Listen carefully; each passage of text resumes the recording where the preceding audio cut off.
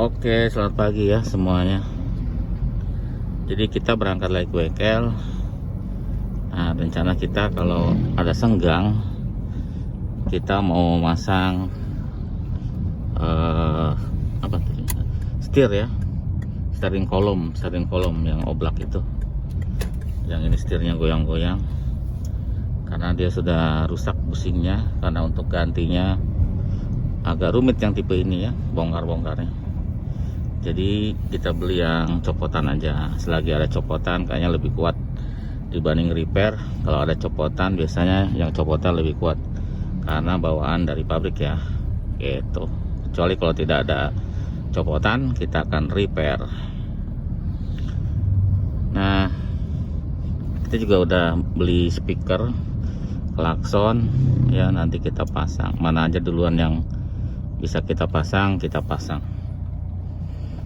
gitu ya, kecuali yang transmisi belum, karena harganya lumayan mahal. Jadi biarin aja, masih bisa jalan mobilnya, walaupun kalau ngoper, kalau nggak hati-hati bunyi dia crack gitu ya.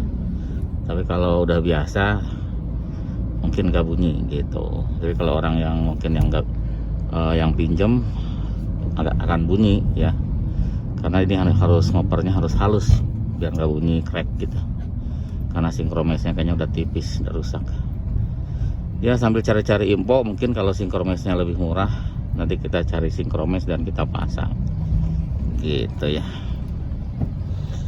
Jadi nah, kita sambil jalan yang kita cerita ya sedikit. Jadi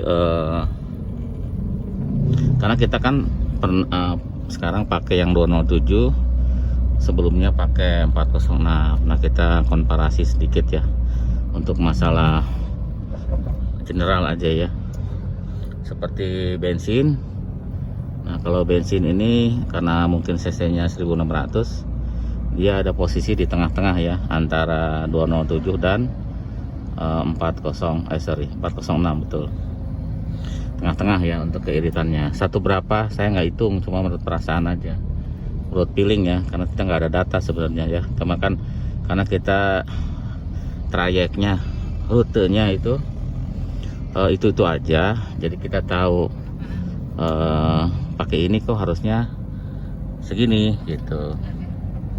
Kalau pakai 406 segini gitu ya. Jadi ini diantaranya, karena memang dari cc kan ini 1600, jadi emang diantaranya ya di tengah-tengah ya. Terus apalagi untuk luas itu kita luas tuh ya tuh. Jadi diantaranya juga ya, antara 207 dan 406. Mungkin ini lebih mirip ke 406 ya luasnya. Ini luas banget soalnya kita masih kikiwa jauh-jauhan ya, jadi cukup luas ya. Jadi kabinnya mirip dengan 406 kalau berbicara luas. Terus masalah apa lagi sekarang? Masalah suspensi sama juga ya, tapi ini lebih keras ya Bu ya suspensinya. Kerasan mana sama 207 Bu? Mirip ya, jadi ini hampir sama ya, karena jadi kalau untuk suspensi keempukan ya lebih empuk sedikit dibanding 207, sedikit doang, hampir sama ya. Tapi kalau dengan 406 lebih empuk, cenderung empuk banget kalau 406 ya, karena besar kali. Untuk handling, nah handling juga ini di tengah-tengah ya handlingnya. Mungkin kalau keringanan setir 207 lebih ringan, 406 lebih berat ya. Kalau ini tengah-tengah lah, nggak berat nggak ringan gitu ya. Jadi ini memang serba tengah-tengah jadinya ya gitu. Untuk rasa berkendaranya, nah ini rasanya relatif ya menurut saya. Kalau menurut si Urip enakan ini, kalau menurut saya enakan 207. Tapi kalau dibanding yang 406 ya, karena dia juga matic yang kemarin kan, dia lebih enak 406 gitu ya. Itu aja sih sekilas ya. Untuk handling itu ya termasuk pengereman, termasuk gas ya, termasuk apalagi ya, rasa gitu ya, rasa setir dan sebagainya. Itu handling mungkin gitu ya, feeling saya aja seperti itu, penilaiannya seperti tadi gitu. Cuma kalau dari segi harga pasaran 207 paling mahal ya, kedua 307, yang termurah ya 406 yang kemarin ya, bukan T9 ya, T8 itu kalau ngeliatin dari harga range harganya ya. Ya nanti kalau memang mau nyari ya mungkin ada referensi ya. Kalau 406 memang lebih enak gitu, tapi bensinnya lebih boros dibanding ini.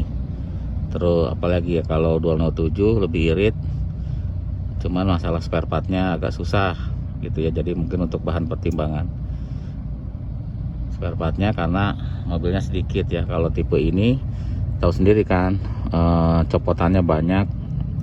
406 juga copotannya banyak gitu, walaupun barunya juga banyak. Kalau 207 copotannya tidak ada, barunya juga sedikit gitu. Jadi ya plus minus ya. Cuma untuk daya tahan nggak tahu ya, 207 tuh secara daya tahannya kuat ya 207 itu. Walaupun ya dia susah spare partnya, tapi daya tahannya mobilnya itu lumayan kuat. Kita pakai kemana-mana itu ya, pakai ke Bali kemana-mana kayaknya pede aja, walaupun spare partnya kalau ada apa-apa nggak ada gitu ya. Ini sih ngobrol aja. Mungkin nanti kalau kepanjangan di part kedua aja ya untuk penggantian komponennya nanti, soalnya kalau kebanyakan nanti bosen juga ya. Ini karena kita barusan cerita dari oh iya satu lagi mengenai fitur ya. Nah untuk fitur, walaupun ini tahun 2002, tapi ini lebih banyak dibanding 207 ya fiturnya. Karena 207 itu kan dia belakangnya belum disc brake, ini sudah disc brake. Terus ininya udah bisa ngelipat ya wipernya, kalau 207 belum. Tapi dia juga sudah rain sensor sama auto lamp. Cuma untuk kayak respon klakson itu 207 lebih cepat ya gitu. Apalagi ya, ya kalau di sini 207 ada level oli. Kalau ini kan nggak ada level oli, tekanan oli, bukan suhu oli ya. Ini tidak ada suhu oli, itu aja beda-beda sedikit ya. Cuman ya nanti apalagi ya, yaitu nah untuk fitur D8 ya memang dia lebih sederhana ya. Dia masih gasnya tidak total bar wire. Kalau ini kan sudah, jadi lebih sederhana sebenarnya. Kalau mau ngerawat ya sederhana, yang paling sederhana ya 406 itu paling sederhana. Sensornya juga sederhana ya kan. Jadi injection yang paling sederhana dibanding yang saya sebutin tadi adalah 406.